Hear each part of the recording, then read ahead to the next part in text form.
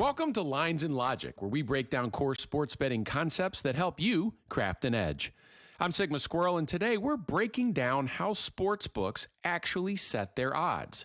Because the way sportsbooks set odds isn't magic, it's math, psychology, and a whole lot of market activity. And by the end of this episode, you'll never look at a betting line the same way ever again. Ever hear somebody say, Vegas always knows? Or maybe you've looked at a betting line and thought, how do they even come up with that number? Well, today, we're breaking it down. Here's the truth. Sportsbooks don't set odds by reading the future. They set them by reading the market.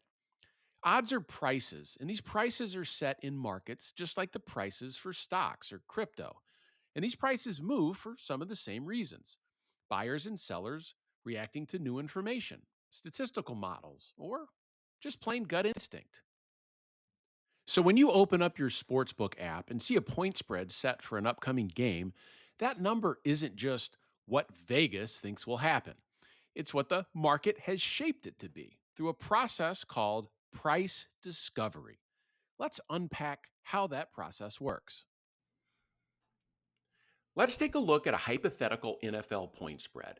Chicago Bears minus 3.5, the Green Bay Packers plus 3.5. Say the book opens at Bears minus 3.5 and early bettors pile in on Chicago. That tells the sports book they may have mispriced their line. They're giving the Packers too many points. See, sharp bettors don't bet lines that are right, they bet lines that are wrong.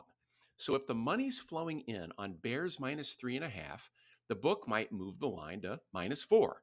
And if they keep getting Bears money, it might go to minus 4.5. Eventually, they find a point where half the action is on each side, more or less. That's the goal. A sportsbook's job isn't to pick winners, it's to balance risk and lock in that house edge, no matter how the game ends. But sportsbooks have learned to protect themselves from being exposed to hanging bad numbers with a very important tool, which we'll explain now. So, how do sportsbooks protect themselves when they post that first opening line? They set low limits.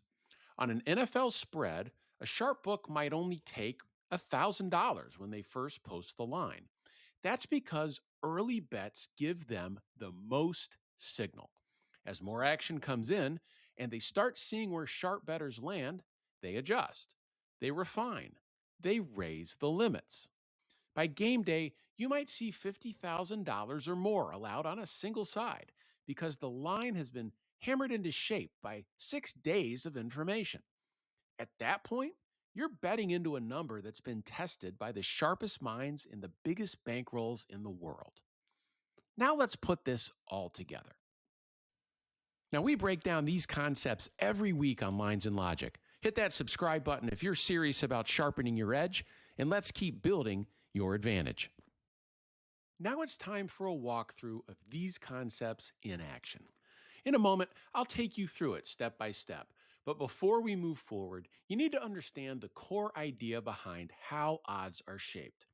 Odds are a function of two key factors: the betting volume placed at a specific price in limit, and the market's reaction to those price movements and the increase in betting limits. This is the price discovery engine. This is how the odds you see are built. By the time most bettors show up in the minutes before kickoff, they're betting into numbers that have already been shaped and sharpened by this entire process. They can't win. See, this is where most bettors go horribly wrong. They open up their sportsbook app 5 minutes before kickoff, scroll through the board, and bet a hunch. At that point, the market has been fully formed over the course of an entire sports betting week. The edge is gone. There's simply no value left in making that bet. And the house has the VIG working on their side, so you're betting into a 5 to 7% house advantage. Over time, that strategy bleeds money, and it's why 98% of sports bettors lose money over the long run. They're betting gut hunches into highly liquid, efficiently priced markets. If you want to win, you need to find spots where the market's still soft, where you have information or timing before the line is efficient. there's an optimal value zone where you can leverage information that's not yet priced in and where you can make a bet that has real value. The later in the cycle you bet, the more difficult it becomes to find that value. So, how do you spot value in this cycle? To answer that, it's important to consider which type of sports book is actually setting the line. There really are two types of sports books: sharp sports books and so called retail sports books. The process we've walked through today, taking bets, adjusting limits, moving the line, that price discovery process, that's the art of bookmaking. And it's only practiced by a handful of sports books around the world. Books like Pinnacle, Circa, Bookmaker. They don't just take bets, they shape markets. They're called sharp books because they're the ones actively running this price discovery process. But most of the books you're familiar with, think FanDuel, DraftKings, BetMGM, are retail sports books. They cater to casual bettors. They rarely set their own lines. They simply copy what the sharp books have already posted.